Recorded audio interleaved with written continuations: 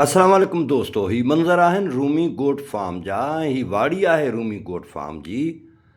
अवां ॾिसी रहिया आहियो हींअर सियारे जी सख़्तु मौसम आहे ऐं उन मौसम में ॿकरियुनि जे लाइ तमामु घणा मसाला थियनि था।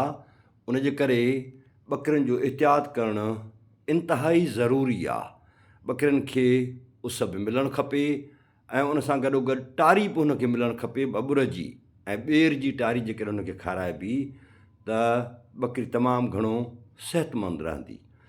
शेड ते जेकॾहिं ॿकरियूं आहिनि त उनजो टेम्परेचर असां कीअं रिड्यूस करे सघूं था ऐं उनखे थधि खां कीअं बचाए सघूं था, त इन सिलसिले में असां ग़ुलाम मुर्तज़ा चांडियो जेको सुपरवाइज़र आहे, मैनेजर आहे असांजे गोट फार्म जो, जेको मालिक आहे गोट फार्म जो, मुंहिंजो पुटु आहे, त पाण उनखां इहो पुछंदासीं त टेम्परेचर खे घटाए कीअं थो सघिजे। अचो त पाण उनखां पुछूं था।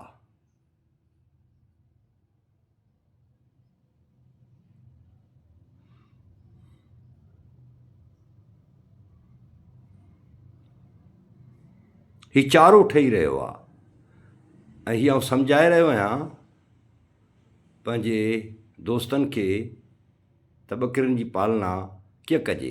असां उमेदु था कयूं वीडियो असांजी जारी आहे। तव्हां असांजे रूमी गोट फार्म खे सब्सक्राइब कंदव, लाइक कंदव, घंटीअ जे बटण खे दॿाईंदव। अचो त पाण हाणे ग़ुलाम मुर्तज़ा खे ॿुधूं त उहो असांखे छा थो ॿुधाए, छा थो सम्झाए।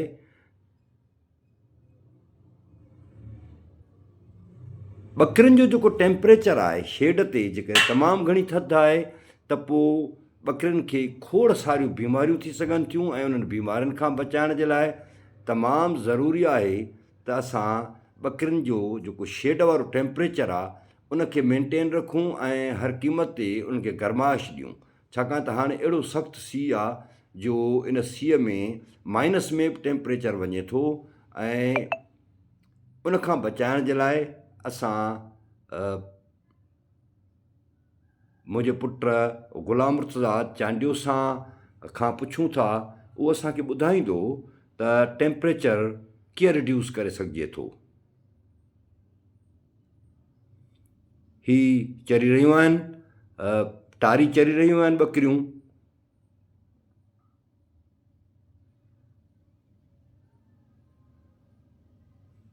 ऐं टारी सियारे में ॿकरियुनि जे लाइ निहायती ज़रूरी आहे, इंतिहाई ज़रूरी आहे। बबुर जी हुजे, ॿेर जी हुजे, उहा असांखे ॾियणु खपे। अचो त पाण ग़ुलाम मुर्तज़ा खां पुछूं। सलाम दोस्तों अॼु सकरन शहर में तमामु जेको आहे सर्दी आहे, सो उन खां ॿकरियुनि खे बचाइण लाइ तव्हांखे कहिड़ा इंतज़ाम करणु खपनि।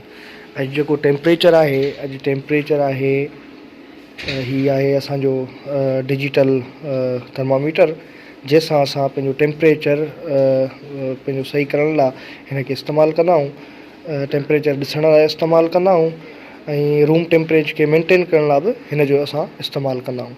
त अॼु असां तव्हांखे इहो ॿुधाईंदासीं त शदीद सीअ खां ॿकरियुनि खे कीअं बचाइजे, उन जी हिफ़ाज़त कीअं कजे।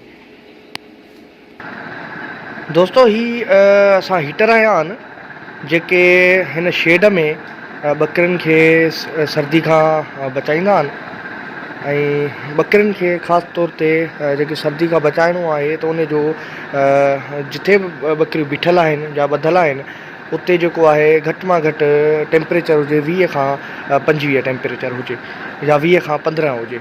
उन खां घटि टेम्परेचर में ॿकरियूं जेको आहे उहो सर्वाइव न करे सघंदियूं आहिनि। सो उन लाइ असां जेके आहिनि इहे असां हीटर आहिनि त जीअं ॿकरियुनि खे असां सर्दी खां बचाए सघूं।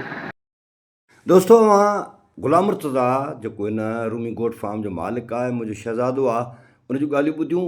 ॿकरियुनि खे उस ॾियणु बि तमामु ज़रूरी आहे। जीअं ई सिजु उभिरे ऐं सिजु निकिरी अचे सियारे में त असांखे ॿकरियुनि खे उस ॾियणु खपे, जंहिंसां इहो फ़ाइदो पवंदो त ॿकरियुनि खे हिकु त जेको राति जो सीउ थिए थो उनजो इज़ालो थी वेंदो ऐं ॿियो रोशनी में मुख़्तलिफ़ क़िस्मनि जूं कुदरत हिकिड़ियूं सलाहियतूं रखियूं आहिनि जेके ॿकरी जे सिहत ते तमामु बहितरु असरु विझनि थियूं।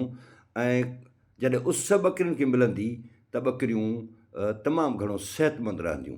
उनजे सफ़ाई जो ख़ासि ख़्यालु रखियो वञे। हाणे हीअ जेके ॿकरियूं आहिनि इहे असांजूं न आहिनि, हीअ असांजो दोस्त आहे नियाज़ मोहम्मद कुंबर, उनजी वीडियो आहे त उन ही इन माहौल में रखी आहे। हिन माहौल में बिल्कुलु बि ॿकरियूं न रखणु खपनि। ॿकरियूं शेड ते, एलिवेटेड शेड ते मथे रखणु खपनि। ख़ुशि हुजो, सदाईं आबाद।